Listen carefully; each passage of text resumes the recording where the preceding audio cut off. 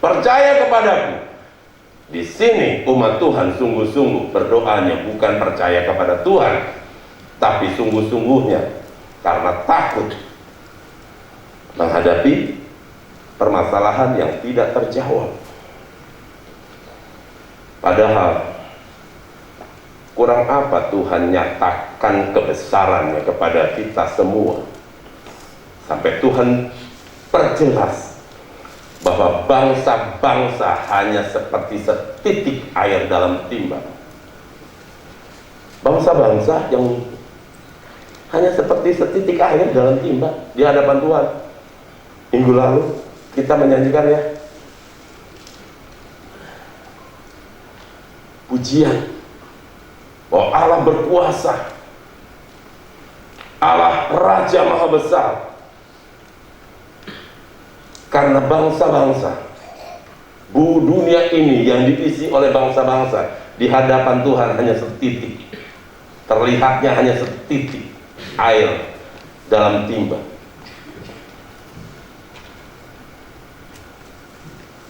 Kalau saya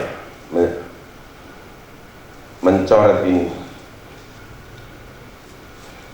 ada titik di sana, bangsa-bangsa hanya setitik di hadapan saya. Ilustrasinya, seberapa besar Tuhan, itu bangsa-bangsa. Saya berdiri di sini, itu titik di bawah kaki saya. Kalau bangsa-bangsa yang di dalamnya saya dan saudara ada, seberapa besar Tuhan? Di dalam pujian kemarin kita sepakat katakan, Tuhan kita itu besar sekali. Kalau bangsa-bangsa setitik, kita melihat Tuhan dengan keterbatasan jarak pandang manusia, mungkin kita tidak bisa melihat wajah Tuhan karena terlalu tingginya. Masih meragukankah kekuatan dan kuasa Tuhan hanya untuk mencukupkan kebutuhan di padang gurun? Kalau bangsa-bangsa hanya setitik, terlalu susahkah Tuhan mengadakannya?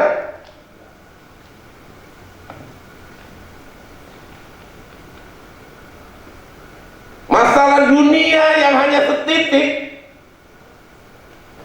di hadapan Tuhan, persekian miliar kesusahan kita pribadi, terlalu sulitkah Tuhan mau menyelesaikannya? Ketika kita terancam, bangsa-bangsa hanya setitik, terlalu susahkah Tuhan untuk melepaskan kita?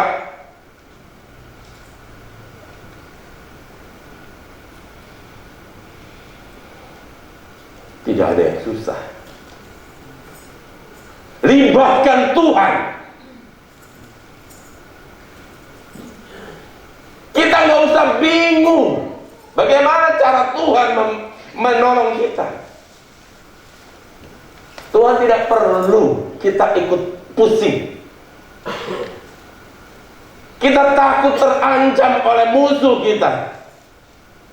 Kalau bangsa-bangsa hanya setitik, kalau Tuhan beginiin aja, hancur semua. Benar? Itu sebabnya juga Yesaya katakan dalam nubuatannya, Tuhan bilang, kepada siapakah aku meminta nasihat untuk aku melakukan bertindak dengan adil?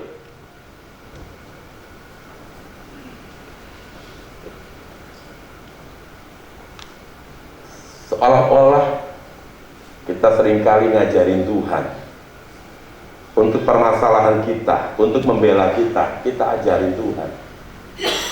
Harusnya orang ini ya Tuhan, harusnya begini nih. Nggak usah diajarin. Ya. Saudara kekasih, ayat 3. Bumi akan ditanduskan setandus-tandusnya dan akan dijarah sehabis-habisnya. Sebab Tuhanlah yang mengucapkan firman ini. Untuk menanduskan bumi, untuk menghabiskan bumi ini, enggak perlu tangan Tuhan membuat bumi ini kacau. Hanya karena apa? Sebab Tuhanlah yang mengucapkan firman. Hanya dengan perkataan Tuhan saja bumi akan kacau, bumi akan tandus. Dan sebaliknya, untuk mengubah ketandusan yang diberikan kepada personal, kepada perorangan, terlalu sulit kan Tuhan memberkatinya? Tidak. Ya, tidak. Dan Tuhan tidak akan pernah salah membela, atau sebaliknya, Tuhan tidak akan pernah salah untuk menghukum.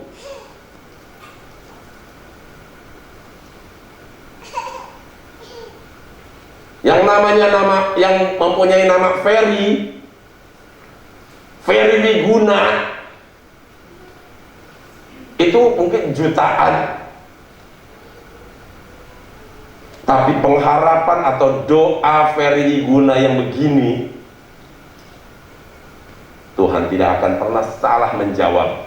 Ferry yang ini yang harusnya dapat, dan Ferry Wiguna yang itu yang seharusnya nggak dapat. Tuhan nggak akan pernah salah. Amin. Yang namanya keungkin, apalagi yang namanya udah marganya, sehnya marga apa? Keungkin,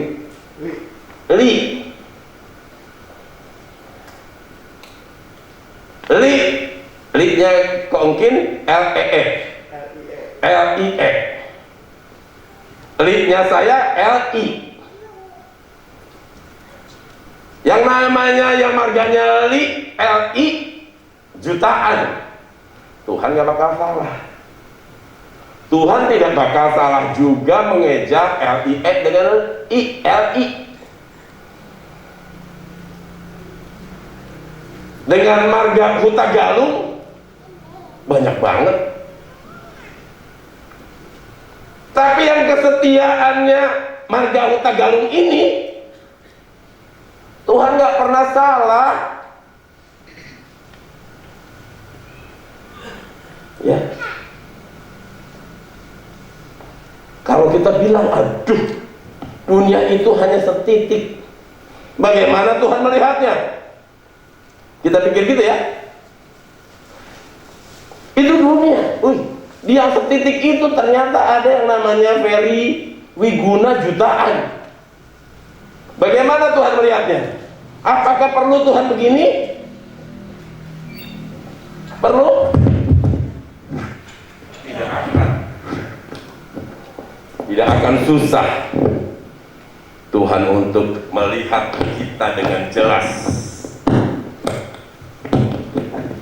Bahkan Yesaya juga katakan, ketika Tuhan berseru untuk mengumpulkan semua ciptaannya,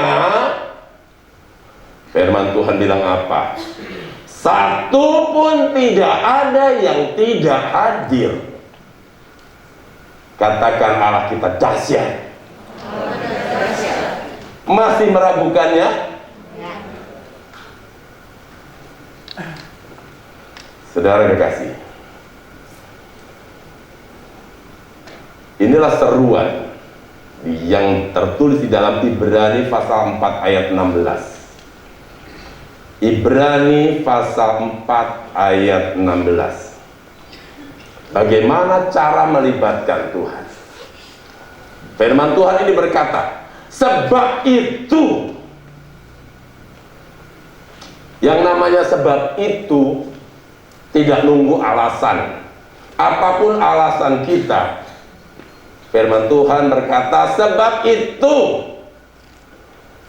marilah kita dengan penuh keberanian menghampiri tata kasih karunia. supaya kita menerima rahmat dan menemukan kasih karunia untuk mendapatkan pertolongan kita pada waktunya, bukan pada waktu kita. Waktunya ya pada saat itu, tunggu aja. Tuhan gak akan pernah terlambat, dan Tuhan gak akan pernah kecepatan sehingga kita bilang sekarang belum perlu Tuhan, kok Tuhan terlalu cepat. Siapa yang mau ditolong Tuhan begitu cepat, walaupun belum waktunya, sudah ditolong Tuhan, sudah disediakan Tuhan? Siapa yang mau? Tunjuk tangan. Oh, cuma saya doang sama Pak Huta Galung dan sama Ko Johan. Ada yang nggak mau Tuhan nolong kita lebih cepat? Saya yakin semua mau. Nggak ada yang bilang kecepatan Tuhan, begitu ya? Ya nggak? Nggak ya? Mau semua? Pasti senang? Pasti senang. Tapi kalau telat aja dikit, kita bilang Tuhan nggak tahu waktu. Ngomel-ngomel. Tuhan nggak tahu saya ini kepepet, ya. Tuhan ini nggak tahu bahwa saya kepepet. Tuhan bilang katanya mau terima mujizat. Gimana mujizat terjadi? Mujizat terjadi kalau kepepet. Makanya jangan asal ngomong. Aku mau terima mujizat. Siapa yang mau terima mujizat? Saudara mau apa enggak, saudara pasti hidup kepepet. Dunia ini memang seperti itu. Tapi maksud saya gini, jangan hanya sekedar tanpa pengertian kita bilang, siapa yang mau terima mujizat? Saya. Kita semua mau terima mujizat.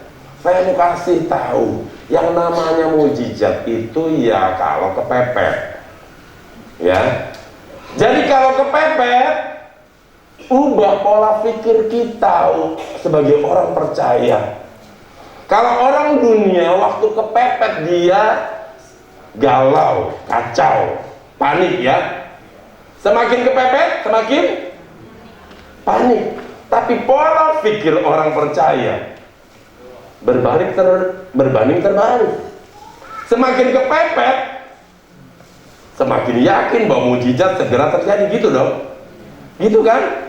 Semakin kepepet, yes, bentar lagi. Jadi pasti berbeda orang dunia dengan orang anak Tuhan. Orang dunia melihat ini orang Kristen, dia semakin kepepet, kok tambah seneng ya. Terus si tetangganya ini orang Jawa, dia bilang begini, wong gendeng gitu. Tahu wong gendeng? Orang gila. Orang semakin susah semakin kacau, dia semakin susah semakin senang.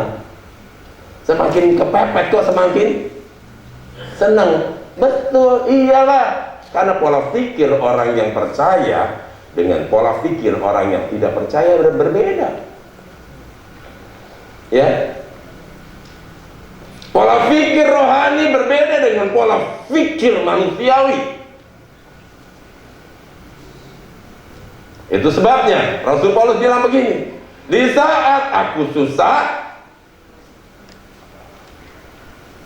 Rasul Paulus bilang, di saat itu juga aku kuat. Beda ya. Orang dunia ditampar pipi kiri, aku tampar pipi kanannya, gitu ya. Tapi anak Tuhan ditampar pipi kiri, dia biarkan untuk dia nampak pipi kanannya. Orang dunia bilang agak setrik. Ditampar pipi kiri bukannya lari, bukannya balas, malah membiarkan. Pola pikir orang dunia dengan anak-anak Tuhan berbeda. Amin. Orang dunia ada di padang gurun,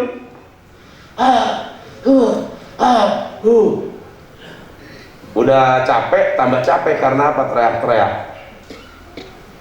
Tapi anak Tuhan, dia melihat sesuatu walaupun dia lihat padang gurun. Oh, di sana ada oasis.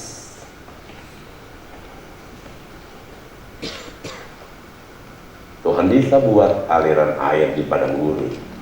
Pemikiran orang Kristen susah. Makanya founder kita, pemimpin kita, Om Tan, ada motonya. Ada moto dari Om Tan. Ada seperti apa ya? Kata-kata bijak yang Om Tan buat. Om Tan selalu bilang begini, biarpun susah, asal senang. Lo gimana? Biarpun susah, asal senang. Cukup, enggak cukup, katakan pas. Luar biasa ya hikmat ini. Dan ini juga yang harus ada di dalam pola pikir jemaat Tuhan di tempat ini.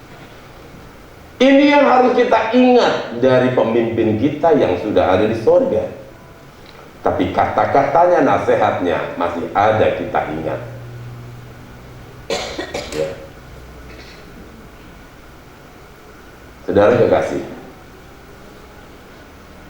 walaupun susah, asal senang. Itulah juga yang Rasul Paulus katakan, di saat aku lemah, di situ aku kuat. Ya, amin. Haleluya. Kenapa kuat? Karena dia punya pengharapan bahwa Tuhan bisa atau sanggup mengadakan yang tidak ada menjadi ada. Bagi dunia itu susah, bagi dunia mana mungkin. Tetapi bagi orang percaya yang mempercayai Tuhan, mau bisa terjadi. Karena apa? Tuhan kita besar sekali. Amin. Jadi ketika kita mengalami satu masalah, kita lihat ke atas. Besar sekali Tuhan kita. Amin.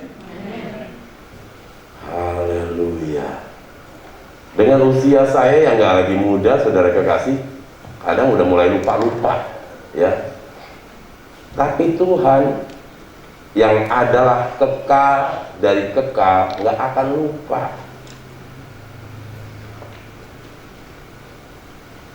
Nenek moyang saya dari opung ke atas, saya udah gak tahu namanya siapa. Tapi Tuhan tahu. Ya, saya kadang suka agak berpikir-pikir ya, ngelamun-ngelamun. Kayaknya nih orang-orang Chinese yang pergi ke sini kayaknya ada keturunan raja dari sono gitu ya. Itu kan baru khayalan. Tapi Tuhan tahu siapa yang nenek moyang saya yang pergi pertama dari sana, perginya lewat jalan mana, masuk ke Indonesia jalan mana, sampai lahirnya saya di Majalengka. Dia tahu persis. Tahu persis. Apakah margalit saya dengan margalitnya kok mungkin itu dari dulu, dari sononya bareng-bareng gitu ya. Dia tahu persis. Sama juga dengan Bapak Ibu. Bahkan apa katanya? Sebelum saya dilahirkan, sebelum saya ada, Allah sudah tahu saya waktu di dalam kandungan. Mau kayak apa? Tuhan tahu saya akan ada satu kali waktu di sini. Mau ditarik ke belakang, tarik 10 tahun, 20 tahun, saya banyak yang lupa. Tapi Tuhan mau ditarik ke belakang, Tuhan tahu jalan hidup saya dari langkah demi langkah, waktu demi waktu. Sampai hari ini 60 tahun. Dia tahu persis. Masih kurang hebat Allah yang kita percayai ini?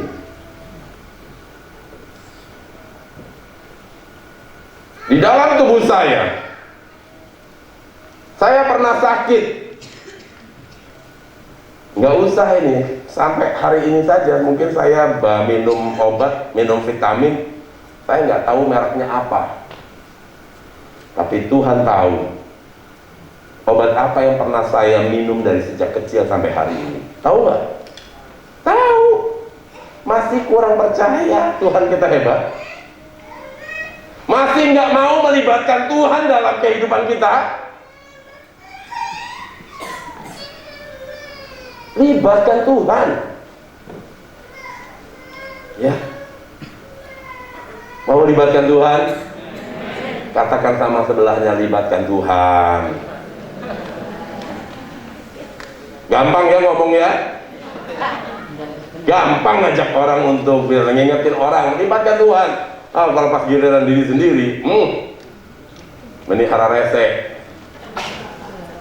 ya. Saudara kekasih, sebab itu marilah kita dengan penuh keberanian menghampiri tahta kasih karunia dan menemukannya. Untuk apa? Untuk mendapatkan pertolongan. Amin. Mau menghampiri Tuhan? Menghampiri Tuhan itu apa? Jangan jauh-jauh dari apa yang firman Tuhan bilang. Kalau firman Tuhan bilang begini, ya begini. Jangan suka nambah-nambahin.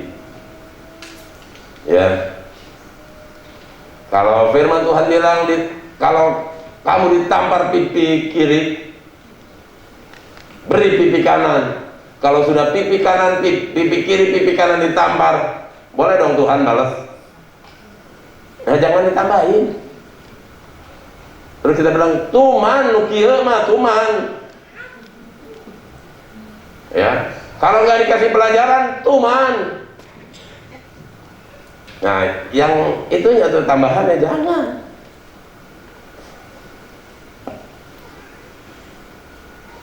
Tuhan bilang, oleh bilur-bilur darah Yesus kamu sembuh. Tuhan, sudah berapa tahun aku sakit, udah kelamaan Tuhan, aku berharap sama Tuhan, percaya Tuhan. Sekarang boleh dong lah ya usaha, cari orang pinter. Begitu kan? Kan harus berusaha. Yang dimaksud berusaha itu bukan begitu. Ya, iman tanpa perbuatan.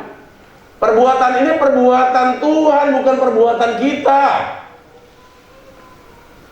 Usaha kita ini adalah usaha yang berkenan dengan firman Tuhan, bukan usaha yang menyimpang. Amin. Jadi jangan salah mempergunakan firman Tuhan. Kemudian kita akan lihat, saudara kekasih, bagaimana Elia, ya, 1 Raja-Raja 17 ayat 1. Perhatikan. Lalu berkatalah Elia orang Tisbe dari Tisbe Gilead kepada Ahab, demi Tuhan yang hidup. Dia memperkatakan apa yang dia katakan ini karena Tuhan. Demi Tuhan yang hidup, Allah Israel yang kulayani. Dengan kepercayaan Elia tetap kepada Tuhan. Kemudian dia berkata-kata atas otoritas Tuhan. Sesungguhnya tidak akan ada embun atau hujan tahun-tahun ini, kecuali kalau ku katakan. Ayat 2. Kemudian datanglah firman Tuhan kepadanya, terus pergilah dari sini, berjalanlah ke timur dan bersembunyilah di tepi sungai Kerit di sebelah timur sungai Yordan. Elia ini ngomong kepada Raja Ahab, bahwa tidak akan ada hujan. Jangan pun hujan, embun aja nggak ada. Setelah dia ngomong gitu, pergi. Perginya bukan pergi sesuka. Ku mau bebas, aku mau bebas. Pergi sesuka, pergi sesuka, kayak iklan Silver Queen. Perginya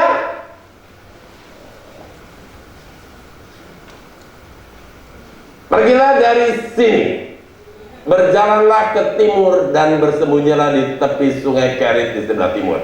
Dia pergi seperti apa yang Tuhan bilang. 4. Engkau dapat minum dari sungai itu dan burung-burung gagak telah kuperintahkan untuk memberi makan engkau di sana. Kalau kita mendengarkan apa yang Tuhan bilang, maka Tuhan akan memerintahkan apapun untuk mencukupkan ketika kita ada di satu tempat karena firman Tuhan. Tuhan selalu bertanggung jawab. Dia tidak cuma berfirman kemudian lepas tangan. Dia berfirman, dia katakan kepada Elia, katakan engkau dapat minum dari sungai itu dan burung-burung gagak. Kalau sungai Kerit, kalau di Elia yang ngomong, nggak akan ada embun dan hujan. Dan terjadi selama 3 tahun 6 bulan nggak ada embun dan nggak ada hujan. Sungai Keritnya, sungai yang ada air, ya kering juga lah. Tapi apa ini? Firman Tuhan bilang, engkau dapat minum dari sungai itu. Engkau dapat minum dari sungai yang kering.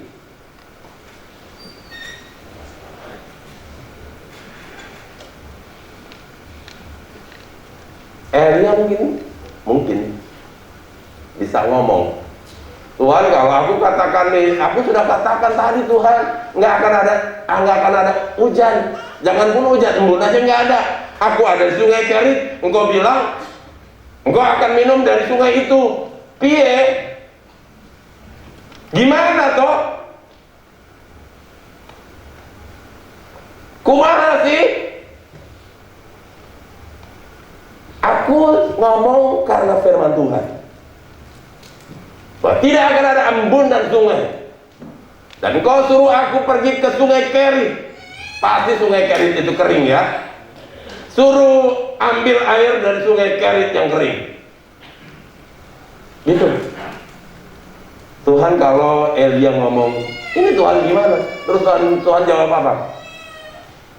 Memangnya masalah untuk lo?